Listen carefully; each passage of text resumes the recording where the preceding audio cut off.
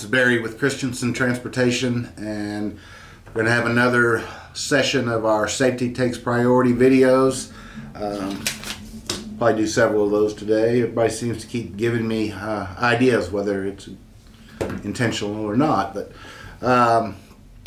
today I want to talk about personal conveyance and the use of personal conveyance and the no-nos of personal conveyance. So this is a option that has been allowed to us under certain circumstances that we can use the vehicle for personal needs. We're sitting on the yard and we want to run down the street to Walmart and fill up our refrigerator. We can do that.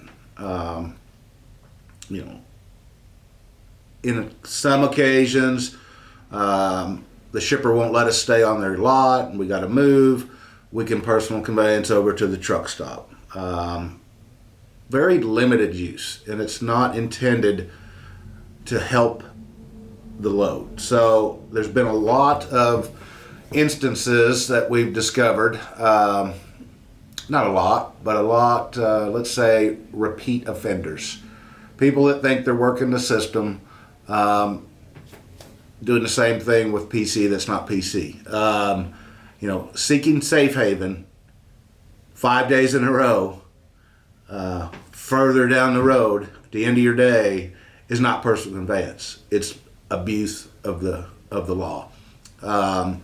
It's called poor trip planning. If you wake up in the morning and you just put it in gear and you drive till your logbook starts beeping saying, hey, you're almost out of time and you're 11 hours and there's no truck stop around, that's just bad planning. You need to wake up, do your pre-trip, look at your map, how many miles you can go today, where you're going to buy fuel, when you're going to take your lunch break or whatever it may be, and where you're going to end up at the end of the day at a reasonable time that's not at the last minute of your log.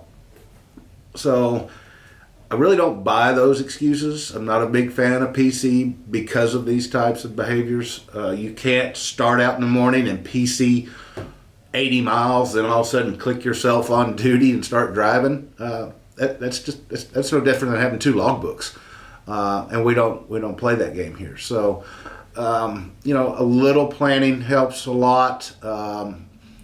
This is a good law. It is handy, but sometimes the one bad apple spoils the whole bushel. And I don't want to take it away from the fleet, but I will take it away from certain drivers. I can go on there and click and say, nope, driver A seemed to see safe haven every night, or driver A PC'd in the middle of their trip further down the road.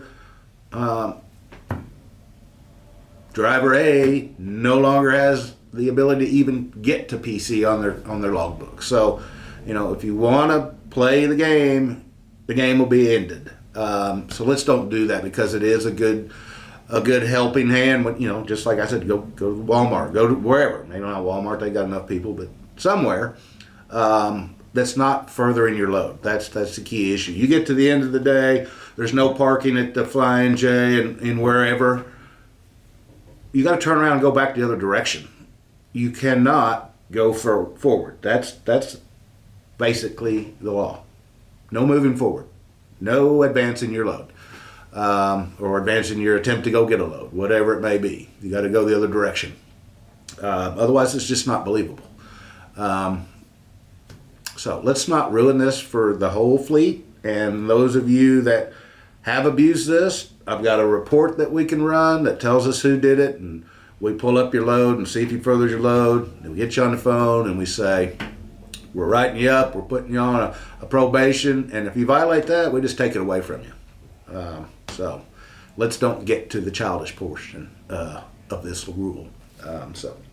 Anyway, thank you for those that don't abuse it. Shame on you that do, and let's don't do it anymore. And thanks for being at Christenson. We're the trucker's truck, and safety definitely takes a priority.